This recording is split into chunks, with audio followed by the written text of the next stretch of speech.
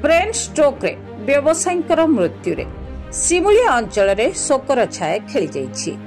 सूचना अनुसार बालेश्वर जिला सिमुलिया थाना अंतर्गत मारकोणा बस स्टाण्ड निकट रे थिबा प्रस्तुति हार्डवेयर स्टोर रो मालिक प्रभाकर बेहेरा किछि दिन पूर्वरु मुंडरे जंत्रणा अनुभव करिवारु सिमुलिया स्वास्थ्य केन्द्र रे चिकित्सा निमंते भर्ती होइथिले।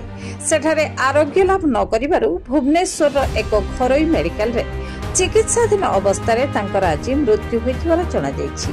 तांको मृत्यु रे स्थानीय अंचल रे शोकर छाया खेली जाइथिबा बेले स्थानीय काली मार्केट बंद रहिछि। शव सिमुलिया रे पहुंचिबा परे शोभायात्रा रे मारकोणा बाजार परिक्रमा करथिबार देखा जाइथिला।